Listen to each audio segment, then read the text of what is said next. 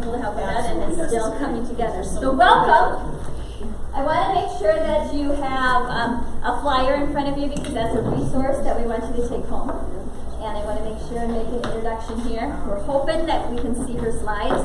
We have a little video we want to be able to show you, and we have very little time, so we want to get started. Well, if we don't have the video, I'm not sure what we're doing. We could make it all work. Well, I could at least do some introductions and all that is here on my computer. I honestly want to thank you for making the time to come down, and I want to get you excited about Henri Nouwen. Does anybody know about him? Raise your hand if you've heard of him before. Oh, now. Oh, good. If you've never heard of him after today, welcome to my rabbit hole. I have to tell you that the surprise thing is that Lauren came and preached here. I think it was March. It was after we went to Israel. Yes, it was after we came back from Israel in March, and she quoted him. And I thought, oh, why does that name sound familiar? And that started this ball rolling for me. Sorry. It started a beautiful journey for me into the life of this amazing priest, this amazing man from the past. I was young when he was older, and so he really wasn't a part of my story, but you introduced him to me, and you don't realize that just a couple lines in a sermon, and when I went back and visited my sermon notes, took me to visit him now, and so you're the reason that magnificent Lenten devotion. Oh, yes. He has 40 different books. Did you do it? Yes. You're a miracle worker. Well, I want to make sure and let you know what very little I know about Lauren as an introduction. But before we do that, can we bow our heads in prayer real quick? We're going to read one of Nouwen's prayers. So it was less the computer. And after we pray, I'll introduce our speaker. So Jesus, welcome to this place. We ask you at this moment to free us of all technical difficulties, to occupy us with your spirit, to help us just as we are, to play, to pray, to glorify you, to thank you, and to worship you. Lord, we want to be attentive, ready to hear what you have to say to us. We want to be willing to understand the mystery of your birth and your life and your dying and your rising. But most of all, Lord, make us still. Make us holy. Help us to speak in your honor. Amen. All right, so we are doing our first Henri Nouwen presentation. On the table, there's chocolates. Do you know why the chocolates are there? Because we're celebrating a birthday, and who doesn't have chocolate on a birthday?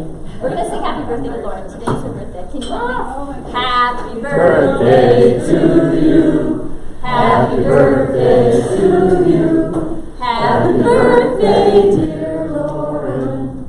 Happy birthday to you. So she's going to tell us a little bit about her relationship with Beloved and a little bit about her sabbatical and hopefully more of her life. On the table there's a paintbrush, you see it? It's to get you excited about next week. Because next week here in Piper Hall, we're bringing in a young artist from the University of Michigan, Haley Dents, and she's going to talk to us about Van Gogh.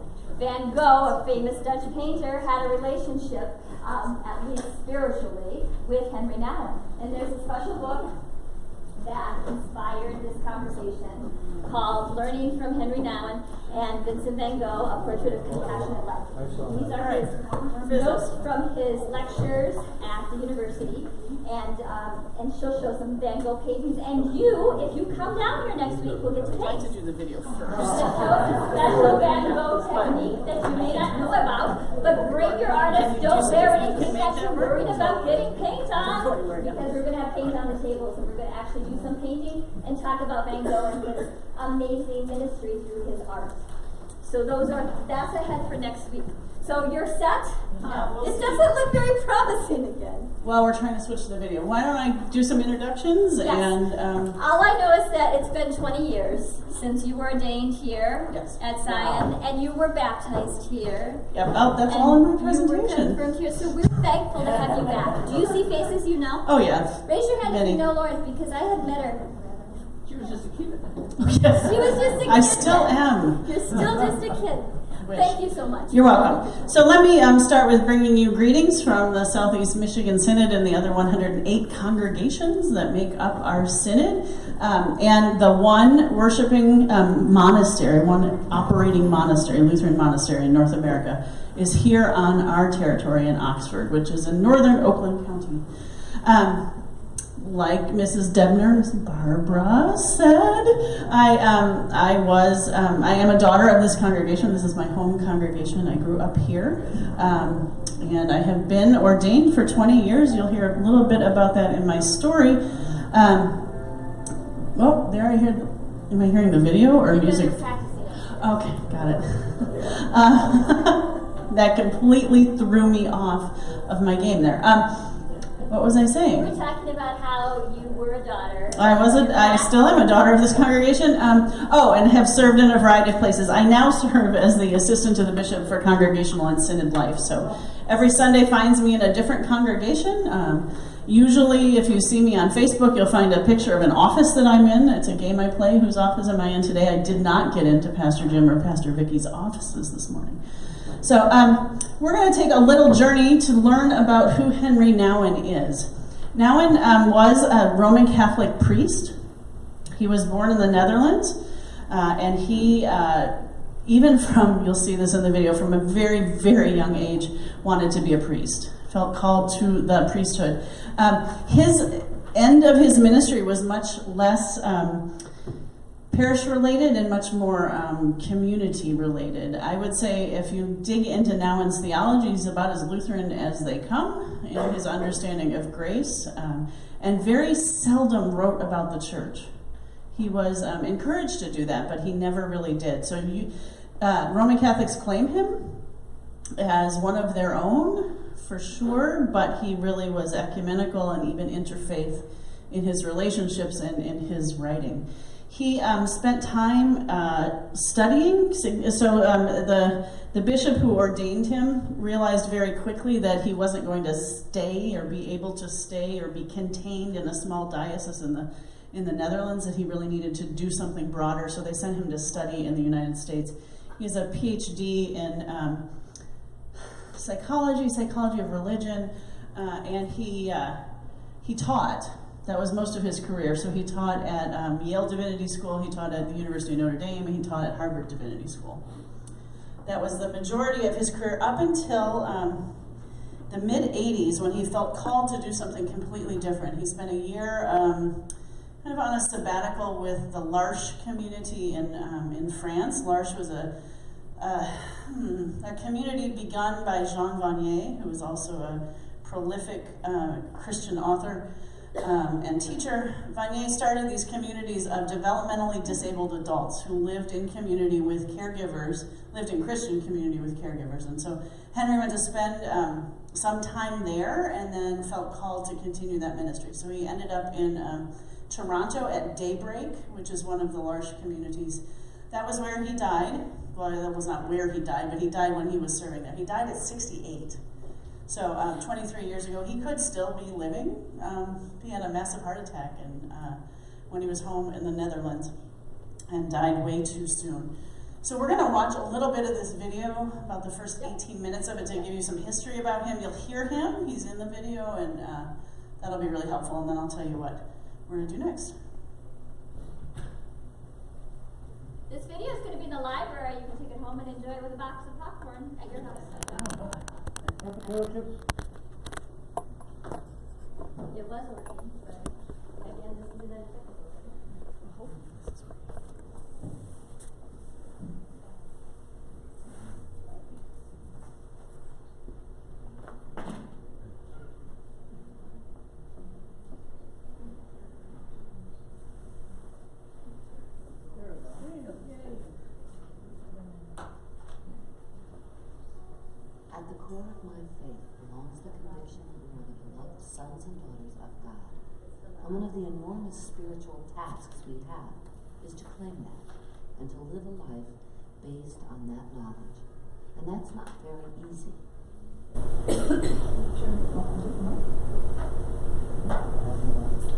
These are the words of Henri Nouwen, one of the most beloved and important spiritual thinkers of the 20th century. This is his story. He's an extremely competitive one, where you're constantly pushed to show that you're better than others, that you're different. We have to really find places of compassion where it's simply good to be human with another human being, where being human binds you, and somewhere in the midst of that you discover new belovedness. Henri wrote, I think, to understand what he was experiencing. He had to process his experience through his pen. He found a way in his writing to tap into concerns that everybody feels, but not everybody is comfortable about expressing.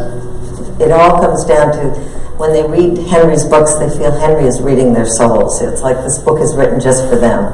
He knew instinctively that he could use his own humanness, his own woundedness in a way that would help ordinary people find grace and find that opening into the Grand Canyon of God.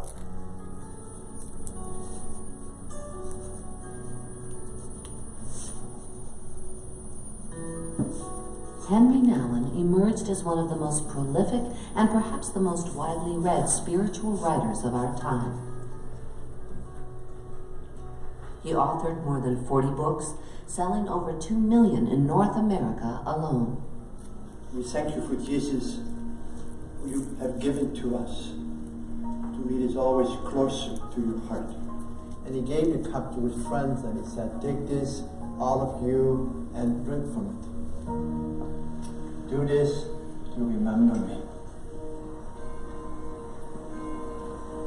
When this Dutch-born Catholic priest died in Holland on September 21st, 1996, the world lost a great spiritual leader and guide.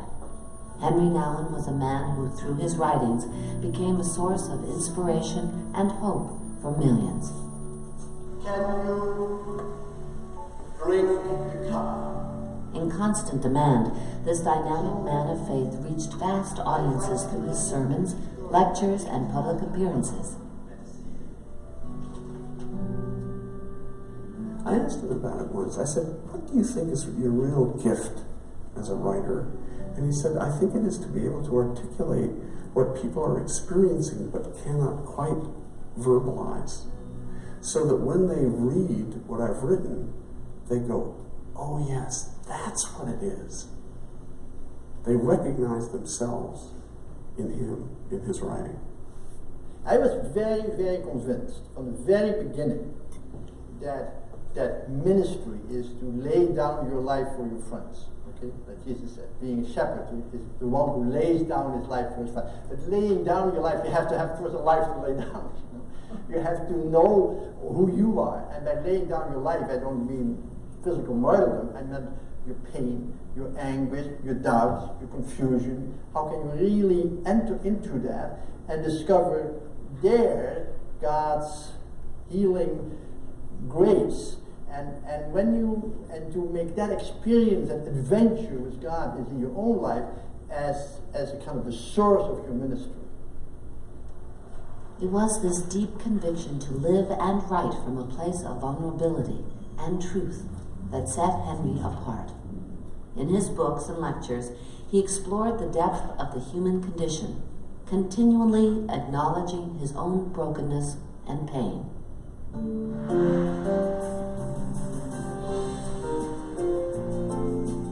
In the world in which we live, people are saying, you better prove that you're good. Why don't you do something relevant so people can say you're a successful person? Why don't you do something that makes you popular? So people see you and you have a good name. Why do you have no power so you can influence people with whatever you have? You know, and Jesus is saying these are temptations. You know, Jesus is saying himself, I don't need to prove to the world that I'm loved. You know, I don't need to change stones into bread. This is to be relevant. I don't need to jump from the tower to be on television, to be popular. I don't need to kneel down and have power. I don't need any of that to prove that I am the beloved Son of God, that I am the beloved child of God.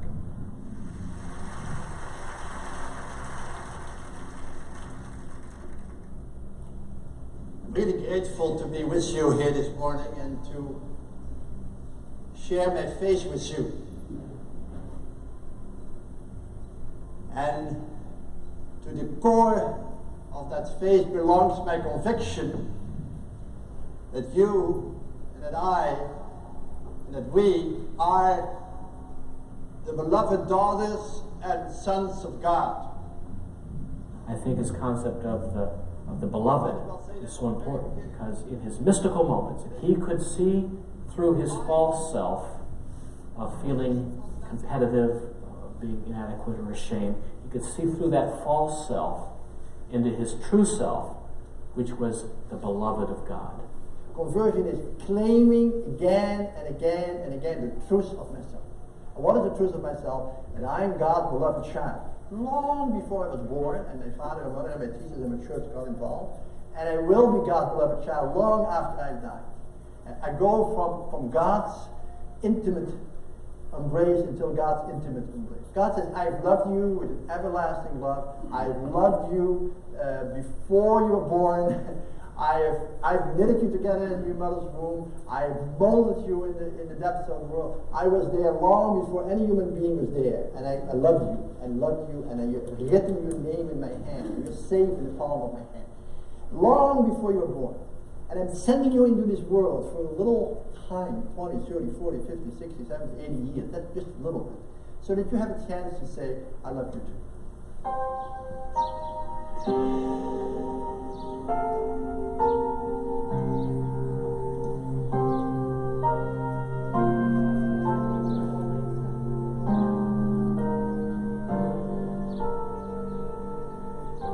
I think that he really was convinced that the love of God was the most important thing for him, personally and for everybody, but he had his moments of doubt. And he also said it to himself, that he was really God's beloved. He needed to affirm it for himself also, I think. He had his doubts and he had his depressions. And in this period of depression, he was also, I think, I think he was tested in the depths of his faith. In The Inner Voice of Love, Henri wrote, "There is a real pain in your heart, a pain that truly belongs to you. You know now that you cannot avoid, ignore, or repress it. It is this pain that reveals to you how you are called to live in solidarity with the broken human race."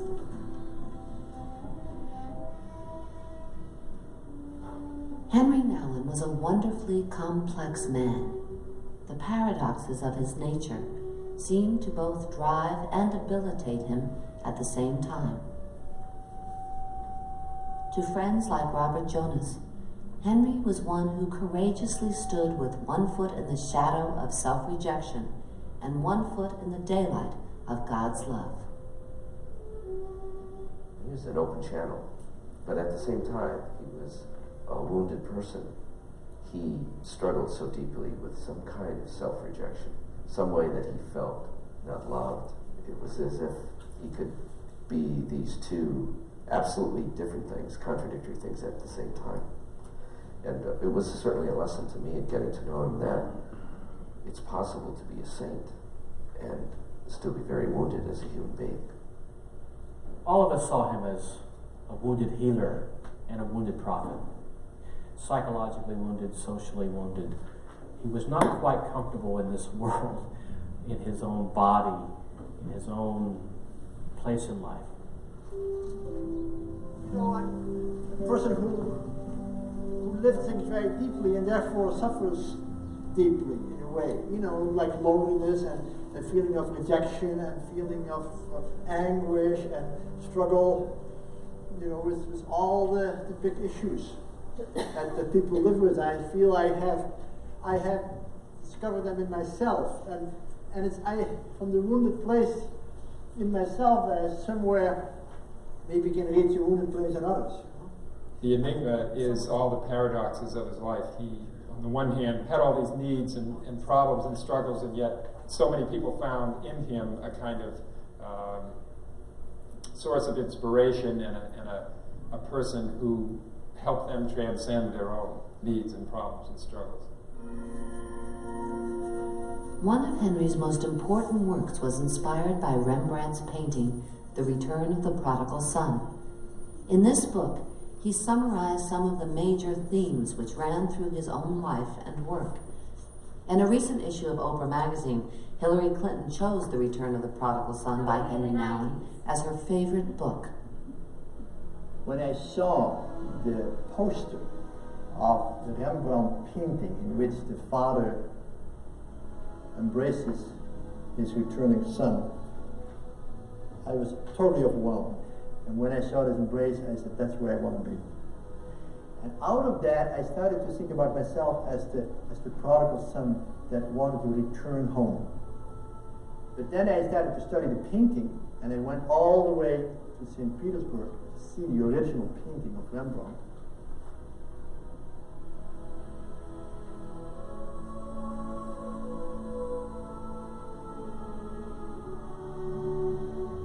The older son suddenly started to speak to me. That I'm the oldest son myself, in my family, and there was a lot of resentment in me, a lot of not fully enjoying being in the church. And so I suddenly discovered I was these two sons, both. And then something incredibly important happened. I got very depressed, and I had to take some time away. And one member of my community came to visit me, and she said, Henry, you're talking about yourself being the younger son, and you're talking about yourself being the older son, but you have to be the father now.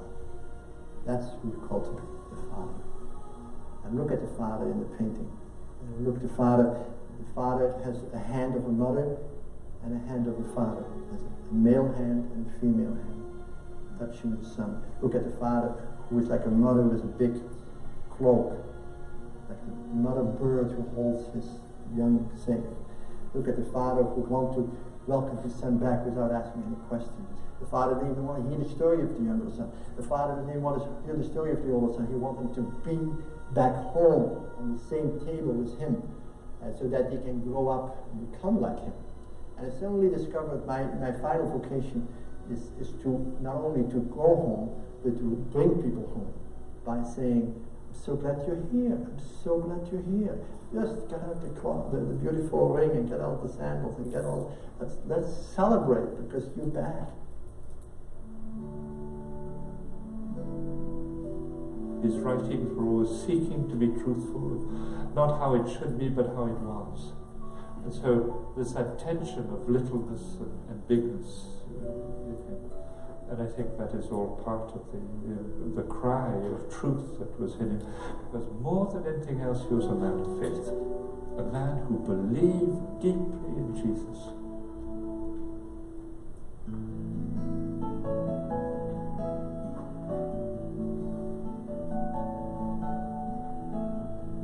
Henri Nouwen was born in Nijkerk, Holland on January 24th, 1932. He was the first of 4 children for Laurent and Maria Nouwen. My mother was a very intelligent, but also very religious woman. On the one hand. On the other hand, my father was very intellectual, very ambitious. In a positive way, ambitious. He wanted to bring his family to a better level after the war. And so the whole environment was intellectually oriented. I think especially my brothers were very driven by his ambition, and they were always waiting for my father to applaud. Henri was always going back to his father, asking him, do you approve, are you satisfied? That everything my father reached is done by himself. And later on, I think that gave Henri especially, and me, a little minority complex. My mother was only love for the children, always advocating us, always defending us.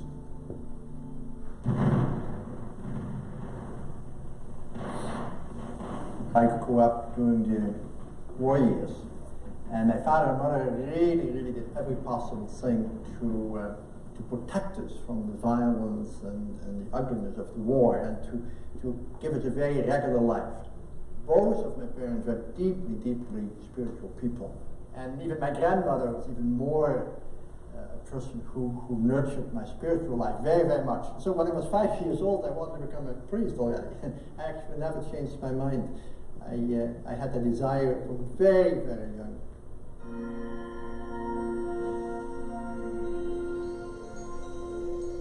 Henri's grandmother recognized his growing interest in the priesthood, and she had a child-sized altar and priestly vestments made for her grandson.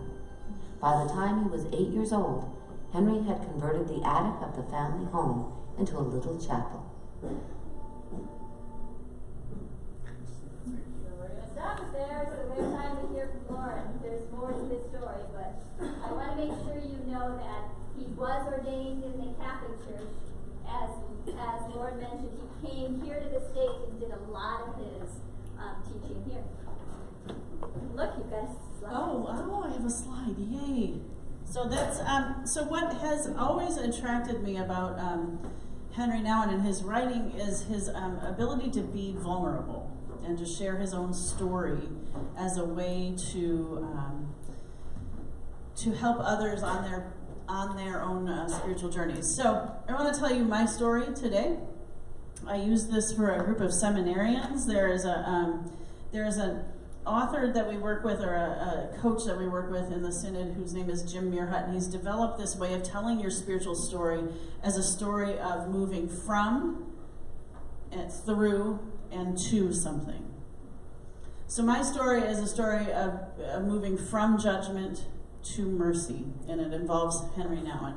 So I'm going to click and stand over here and talk at the same time. So I was born, remarkably, 49 years ago today. You already know that part, that it's my birthday, but there are my parents. Some of you knew my mom. Most of you probably did not know my dad. I'm pretty sure that's a picture directory picture for Zion from 1971, if I have any good guess. That's the house I grew up on Arbordale. We used to, we never missed church. So I remember one time walking through the Eberwhite Woods in a massive snowstorm. My mom and I just like this all the way, because she had to get here to do altar guild. So that was how involved we were. Zion was an incredibly important part of our lives here. This is my dad, Jack. He died on December 17th, 1973. So I had just turned 3 years old. My dad was a World War II veteran who suffered rheumatic fever when he was in the Navy. He actually lied about his age to get into the Navy, so he entered the Navy at 16 years old. Got rheumatic fever, it damaged the heart valves. He had heart valve replacement surgery in 1970, the year I was born, and they told him at that time that was brand new surgery, right? And it was done here at St. Joe, and the old St. Joe, the one that's now called something else, but close to the U of M Medical Center. He was told he had 3 to 5 years to live after the surgery because it was brand new, right? So now heart valve replacements are done through your arm, right? It was full open heart surgery for him. So he died when I was really little. And I learned really quickly in 1973 that the world wasn't a safe place, right? So you're 3 years old and your dad suddenly disappears. You start to be afraid of everything. You learn that the world is not safe, that you need to make sure that you can do everything you can to keep yourself safe. Now I know a lot of you know my mom, so I don't want to turn this into a session of all the things my mom didn't do, right? But she did as well as she could, right? So she was 40 years old and widowed with a 3-year-old. And she stayed as present as she could, but she, in a lot of ways, disappeared emotionally.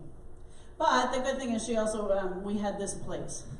So church always felt like the safe place to me, rather than the rest of the world, which often felt scary. And can you imagine, maybe you can, being a mom who has lost her husband and all you have is this one child? All of that fear that you have kind of gets put on that kid. So I learned, and this was good behavior for a 3 to 5-year-old kid, I learned to want to make sure my world was pretty much in order. So I like to say this is how I learned to put all my ducks in a row. Right? You can't, the picture's not great, but one duck is turning backwards and the other one's looking sideways.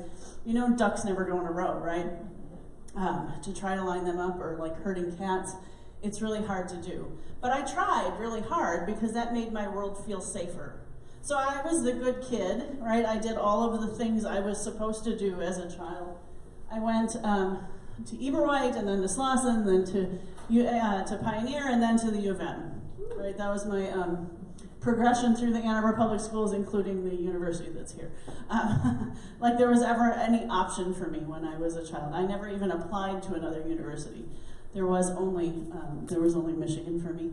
And I did well. I did really well in school, but I kind of excelled at everything because that was all about getting my ducks in a row, right? But when you need to be in control, it causes a lot of anxiety. I might have looked like I had it all together, but I was a really anxious kid and young adult, and even sometimes a middle-aged adult. At some point, I felt called to ordained ministry. That was confirmed here and through things in the Synod and through my experiences working at camps in Michigan and Pennsylvania. I met my husband, Bill. That's him there on the right. We were married here. So every major life event for me took place in this building. Baptism and First Communion and confirmation and marriage and then ordination. So this has been sort of my heart's home and my spiritual center over the years. We moved to New York City for our first calls. So I thought it would be fun to show you all the stained glass windows. So on the left is Zion Lutheran Church on Staten Island, which is, believe it or not, one of the 5 boroughs of New York City. Often the forgotten one. It was a great first call. It was fun that it was called Zion. I did youth and family ministry there. We were there for 5 years. Our eldest was born on September 18th, 2001 in New York City, so a week post 9/11, which really confirmed for me that the world just wasn't a safe place, right? Because it actually wasn't that day for us in New York. And we worked very hard to put our lives back together and then to move here so that we could be closer to my mom. The middle congregation is St. Andrew in Bloomfield Hills. I served there for 7 years. And then the one on the right is St. John in Farmington. That's where my husband and I served together for 8 years, and I served 1 year on my own after he took a new call. We were doing a lot of really exciting and really successful things at St. John. It's a great congregation. It reminded me very much of this place.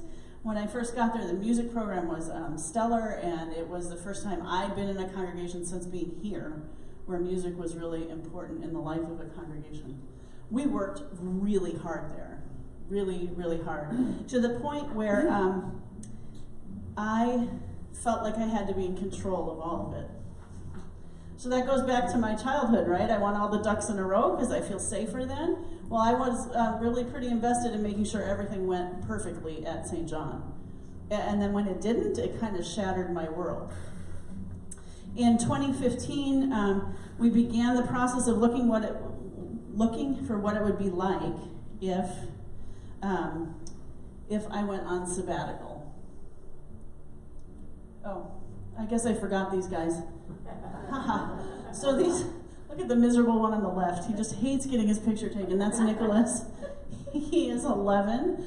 The middle one is Caroline. She is 15. She's in a figure skating dress there at the end of her ice show. We spend a lot of time in ice rinks. And then Dylan is on the right. He's 18 and still living at home. Yay.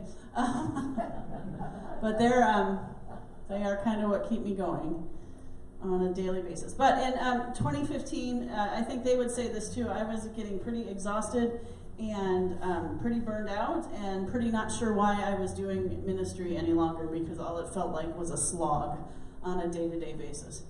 So I was lucky enough to get a clergy renewal grant from the Lilly Foundation. They give you a lot of money to really just go and rest. It is all about renewal. It's not about studying. So, in academia we think about sabbaticals as time to write or to study, but for clergy, sabbaticals are supposed to be a time of renewal and rest and recreation. So this is Pastor Wayne Muller. He is my spiritual director. His spiritual director was Henri Nouwen. So So this is where the connecting point is. So Wayne, I literally found on the internet when I Googled sabbatical or Sabbath, because I wanted to look at what Sabbath practices were like. He's written a book called, shockingly, Sabbath. And so I just emailed him out of the blue. I thought, well, this author is never going to answer me, because that's not a thing that authors do. I had a response in about an hour from him, saying he was fascinated by this idea of a clergy person wanting to look at Sabbath as her theme for her sabbatical, and he'd be glad to work with me.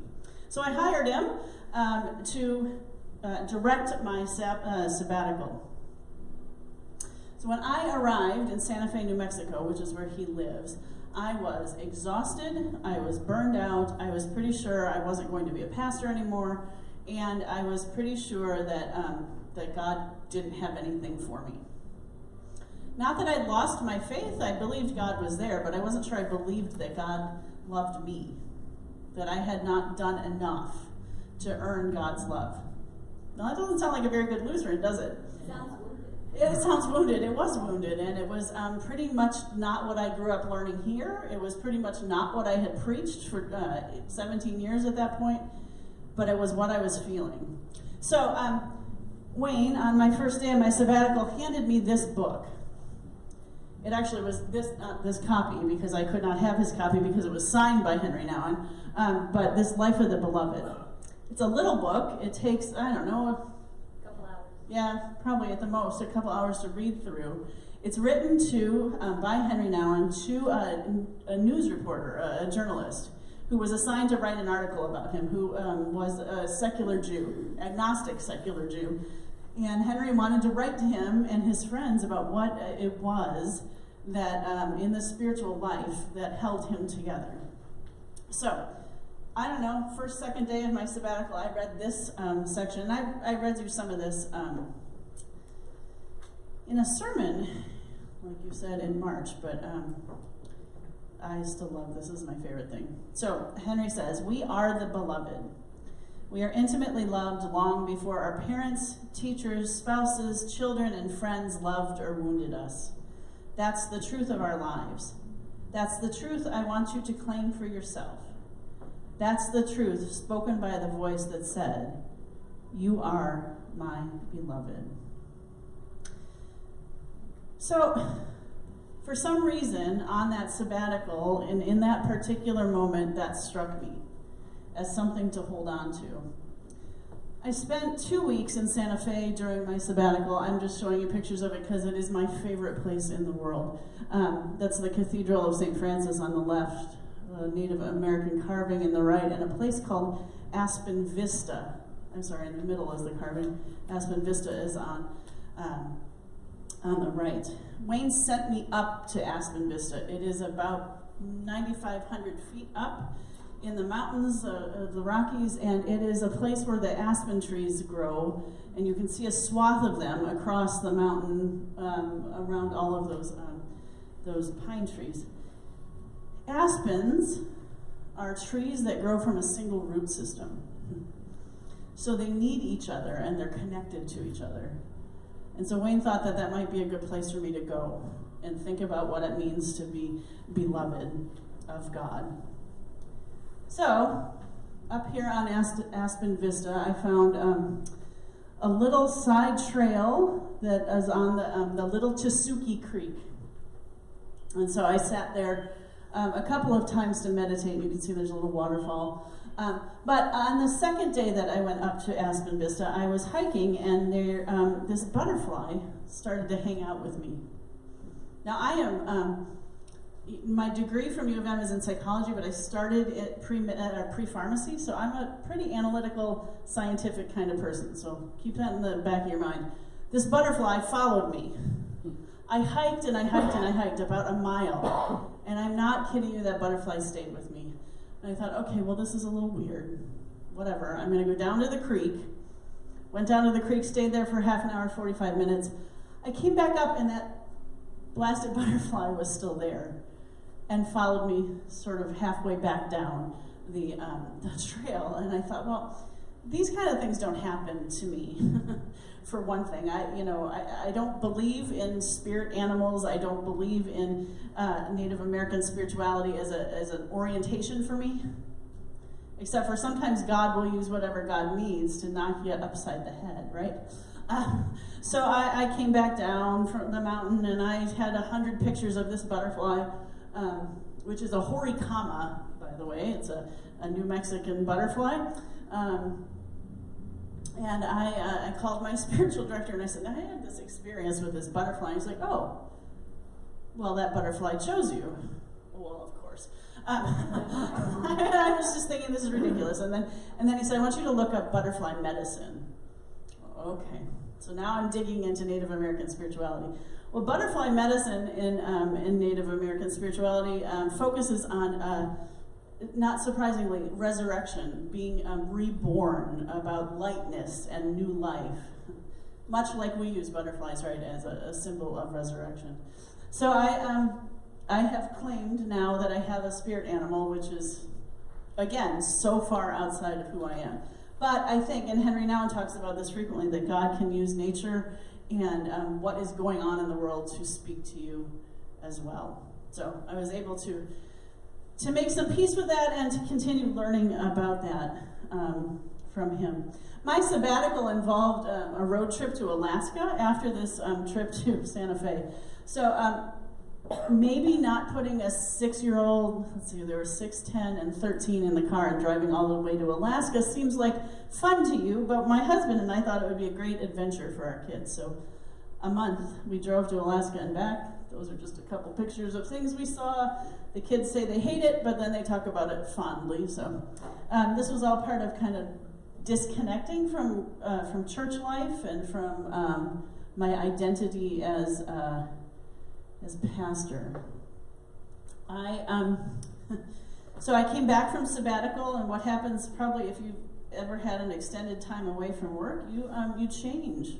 Things are different. I came back with a new sense of call and a new sense of who I was as a beloved child of God, and because I understood my belovedness, that meant I had better boundaries in place. So when they said things like, Pastor, why aren't you opening the doors?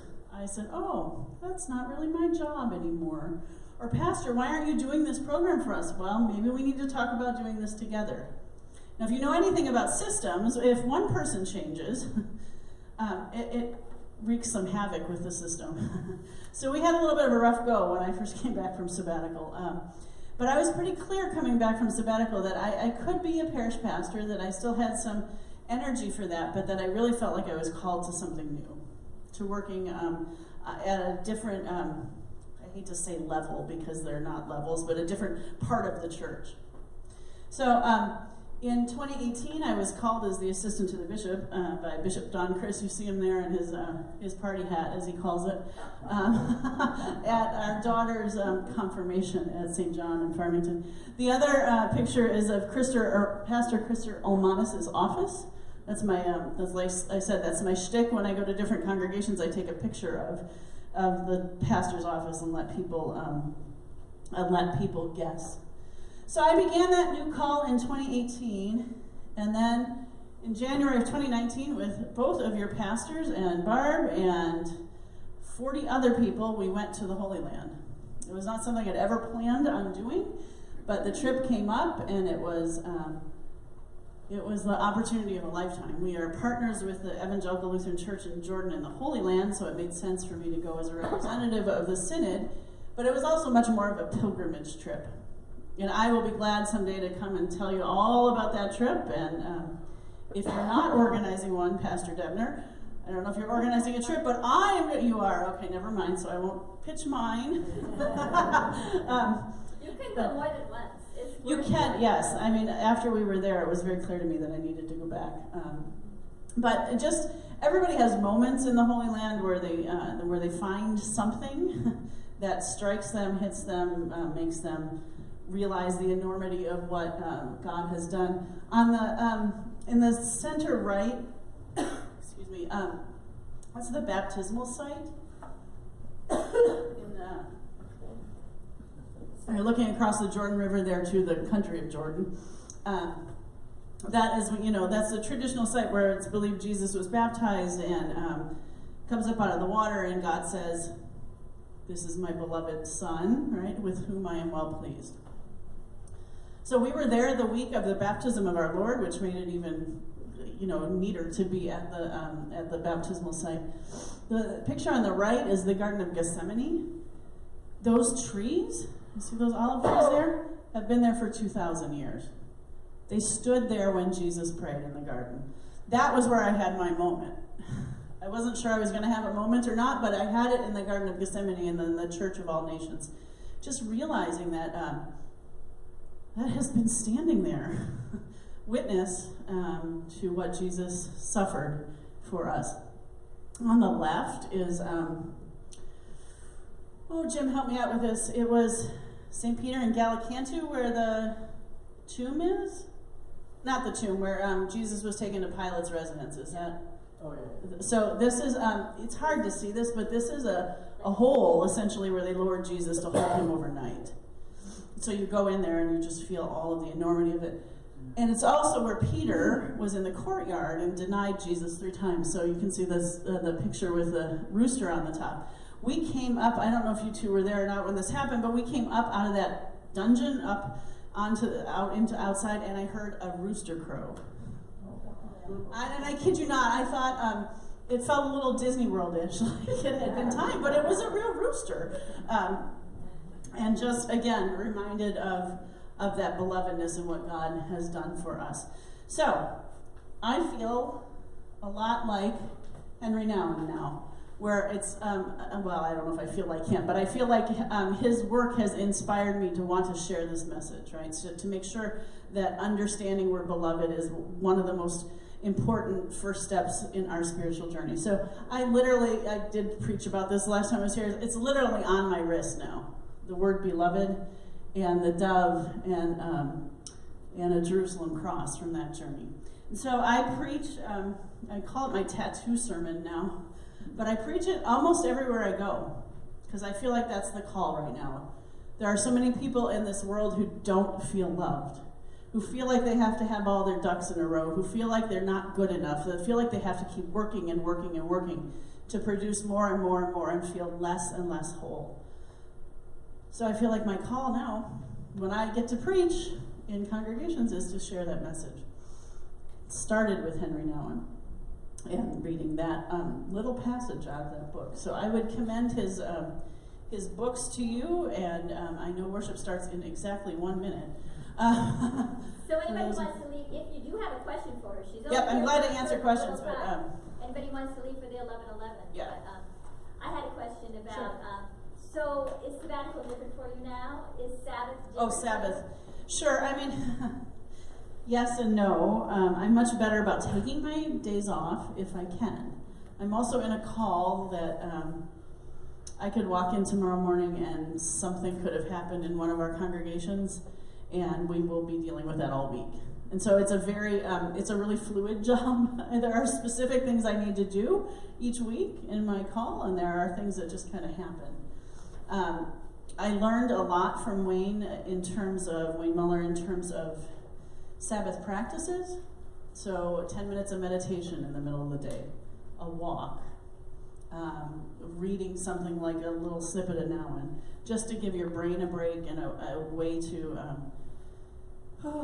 settle into God's love again, rather than always having that day. And now so I'm much more aware of my own self now. If I don't have a day off for a couple of weeks, I am shot.